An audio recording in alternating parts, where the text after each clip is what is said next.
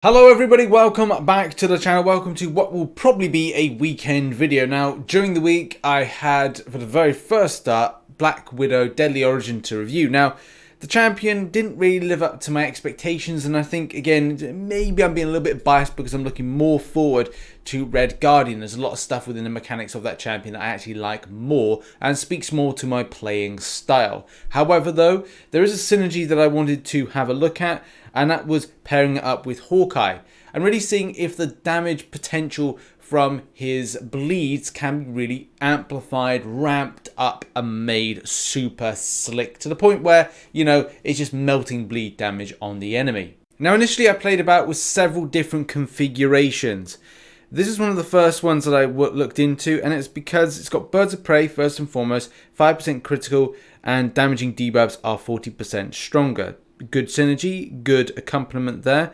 Also, I've got in Void, and obviously that is to have the 15% attack rating increase.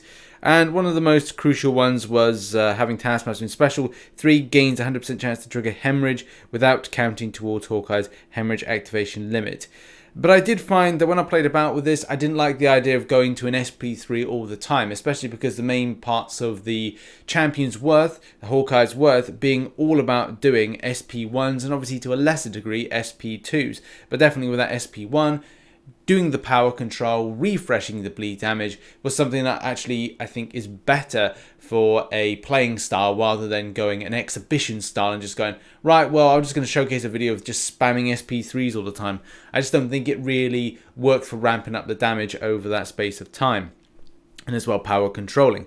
However, though, this wasn't the team that I went for in the end. Now, the final configuration of this team is that I then brought in Black Panther, and the reason I did that was skill domination. Skill champions deal plus 25% bleed damage, and whether or not in future you could test out with another Black Panther Civil War that's maybe of a different rarity, a 6-star, 4-star, and then go, right, well, I can then ramp that up and see does that dramatically increase it. But obviously one thing that we're going to be doing that's quite crucial is to kill off Black Widow. Basically, as you can see, increase the duration of bleed and disorientate debuffs by 10%, gain an additional 30% duration if Black Widow Deadly Origins is dead. So obviously we want to increase the length of time the bleeds are on the enemy, so that's the key thing there. So by all intents and purposes, we should have better damage output, better lasting kind of strength of that damaging debuffs, and as well obviously have a little bit more kind of ramped up with the old attack rating, which should be beneficial for us in any kind of way. Now, there are so many other configurations to play about with this, but I think this is good enough to give a try, so let's see what happens. Okay, some key factors very early on is that we get into a hemorrhage very early, and that is great. And obviously one thing that is important to do is still ramping up those bleeds. This is a rank 4 Hawkeye, and it's a very decent one. Hawkeye is a champion that I do love to use in different areas, and I think he's still very good for players that are starting off, especially doing a lot of Act 5 and maybe early points Act 6.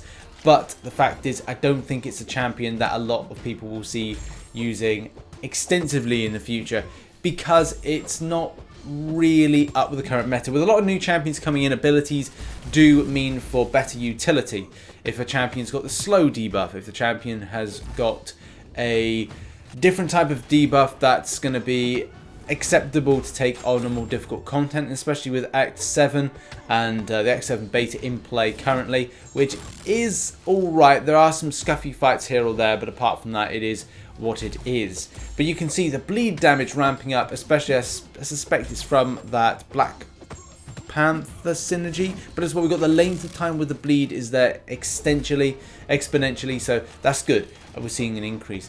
But the downside still is the extent of damage output is not there, and if this champion is very reliant on synergies that we've just paired this with, then that doesn't really mean for a champion that's going to be able to take on some end game content. Yes, it will take on some end game content, but not all. Are you going to take it into Labyrinth of Legends? No. Are you going to take it against any other content in game that requires anything more than a combo build up, a ramp up when it comes to debuffs, a ramp up when it comes to fury buffs, a ramp up in any kind of shape or form? The answer is no. But still, Hawkeye does hold his own with being that really decent L1 power control champion, and as well, not to mention doing some decent bleed damage, especially if you've got that hemorrhage, and obviously you've got a high signature on this champion.